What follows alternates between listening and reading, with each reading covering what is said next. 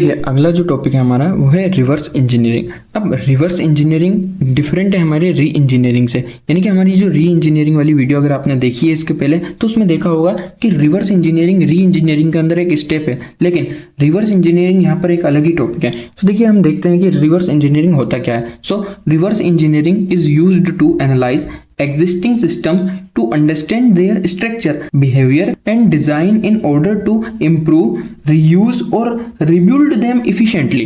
देखिए अब ये बोलना क्या चाह रहा है, एग्जाम्पल से समझिए आप कि आपके कॉलेज में आपको एक काम दिया गया है कि आपको एक ऐप बनाना है, आपको एक वेबसाइट बनानी है। तो अभी तक क्या है ना, आपने नहीं बनाई लेकिन आपके दोस्त ने उस ऐप को, एप्लीकेशन को कंप्लीट कर लिया है। तो आपको अब जल्दी बनाना है, तो आप क्या करेंगे कि उसे मतलब कि आपके दोस्त की जो वेबसाइट है उसके कोड को देखेंगे, यानी कि उसने क्या क्या चीज़ें यूज़ की है, उसने कैसे कैसे किया है, उसको पूरा अंडरस्टैंड करेंगे, उसे एनालाइज करेंगे और मतलब कि उसी के डिज़ाइन को आप लगभग कॉपी ही करेंगे, यानी कि उसे ही रीयूज करेंगे और रीबिल्ड करेंगे बहुत ही इफिशिएंटली। तो इसी प्रोसेस को हम कहते हैं रिवर्स इंजीनियरिंग, यानी कि किसी भी एक बनी हुई एग्जिस्टिंग चीज़ को देखकर, किसी भी एक बनी हुई एग्जिस्टिंग वेबसाइट को देखकर उसे कॉपी कर यानी कि कॉपी समान ही होता है वो, यानी कि उसे लगभग कॉपी कर आप नई बना दो, उसे एक नई वेबसाइट बना दो, तो उसे हम बोलते हैं रिवर्स इंजीनियरिंग। अब देखिए एक और चीज़ है इसमें, अगर आप देखें तो री इंजीनियरिंग में भी रिवर्स इंजीनियरिंग का यूज होता है। सो ये री इंजीनियरिंग का डायग्राम है। देन इसके बाद हम देखेंगे the act of copying the product of another company by looking carefully at how it is created, यानी कि वही बात है सिंपल सी कि एक एक्ट है, यानी कि कॉपी करने का एक तरीका है किसी भी प्रोडक्ट को।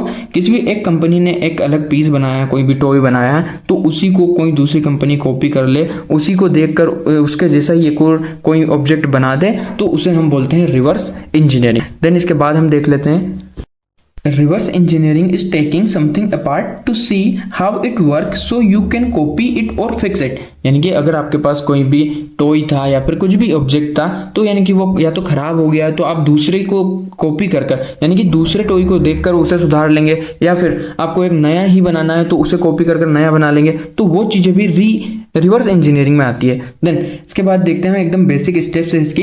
गेट द प्रोडक्ट, यानी कि कोई भी एक प्रोडक्ट लिया या फिर कोई भी कंप्यूटर प्रोग्राम लिया। बाय और फाइंड द फिनिश्ड ऑब्जेक्ट और कंप्यूटर प्रोग्राम, यानी कि एक कंप्यूटर प्रोग्राम लिया जैसा कि आपने आपकी दोस्त की वेबसाइट का कोड देखा, उसी तरह से take it apart, open up the machine और ओपन द कोड, यानी कि ये मैकेनिकल के टर्म में चल रहा है। आप नीचे अगर देखें तो हम जो कोड की बात कर रहे हैं वही है, यानी कि हमने कोड को ओपन किया। Then study the pieces, figure out what each part does, यानी कि हर एक पार्ट को हम देखेंगे कि ये फंक्शन, अगर प्रोग्रामिंग की टाइम में बात करें तो ये फंक्शन क्या काम कर रहा है, ये फंक्शन किस लिए यूज हो रहा है, वो सारी चीजें हम देखेंगे स्टडी द पीस में। देन मेक ए प्लान, अब write down how it was build, यानी कि हम सारी चीजें अब लिख लेंगे हमारे पास या फिर स्टोर कर लेंगे जो भी है कि इसे हम किस तरह से अगली बार यूज करेंगे, तो वो सारी चीजें आती है हमारी रिवर्स इंजीनियरिंग के अंदर। अब देखिए और भी चीजें हम देख लेते हैं री इंजीनियरिंग और रिवर्स इंजीनियरिंग के अंदर।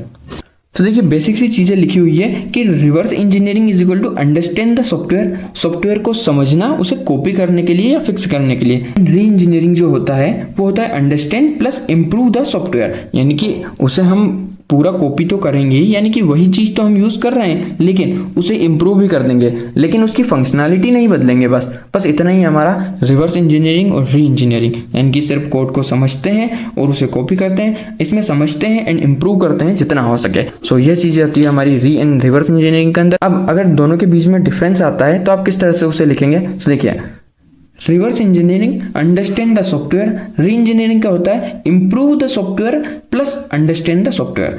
देन इसके बाद बात आती है नो चेंज आर मेड, यानी कि किसी भी तरह का कोई चेंज नहीं करेंगे हम, इसमें changes are made improve quality, हम अपने हिसाब से, यानी कि उसे कॉपी तो किया लेकिन हम अपने हिसाब से जो जो चीज चाहते हैं इम्प्रूव कर लेंगे, नए नए फीचर ऐड कर लेंगे, वो सारी चीजें। Then recover design and documentation, और इसमें क्या हो रहा है modifies code data and documentation, इसमें सारी चीज को मॉडिफाई कर रहे हैं लेकिन इसमें उसी को यूज कर रहे हैं। देन इसके बाद आता है एनालिसिस ओनली, हम सिर्फ एनालाइज कर रहे हैं और उसके बेस पर नई चीज बना रहे हैं, लेकिन इसमें हम एनालाइज कर रहे हैं एंड इम्प्रूवमेंट, यानी कि हमने दूसरे को कोड को तो समझा लेकिन अपने हिसाब से जो कुछ हो सका वो भी हमने किया, ये चीजें आती है री इंजीनियरिंग के अंदर। Then it does not change the software, यानी कि ये सॉफ्टवेयर को पूरा बदलता नहीं है, यानी कि अगर हमने किसी के ऑब्जेक्ट को कॉपी किया है तो उसी की तरह बनेगा। लेकिन री इंजीनियरिंग में क्या होता है, इट चेंज और रीस्ट्रक्चर द सॉफ्टवेयर, यानी कि हमने अगर अपने दोस्त की एप्लीकेशन या फिर वेबसाइट को लिया तो हम इस तरह से डिजाइन करेंगे उसे, मतलब हमारे टीचर को ऐसा ना लगे कि ये उसी का कॉपी किया हुआ है। सो ये चीजें होती है हमारी रिवर्स इंजीनियरिंग और री इंजीनियरिंग में। देखिए यहीं पर खत्म होती है हमारी 5th यूनिट, यानी कि हमारा जो सॉफ्टवेयर इंजीनियरिंग था पूरा कोर्स खत्म होता है। एंड आई होप आप लोगों को फर्स्ट यूनिट से लेकर 5th यूनिट तक सारी चीजें समझ में आई होंगी। एंड अगर कोई सा भी टॉपिक बच रहा है तो आप सिंपली कमेंट कर सकते हैं, हम उस पर भी नई वीडियो बना लेंगे। एंड एग्जाम में बहुत अच्छे से लिखना। So thank you for watching this video.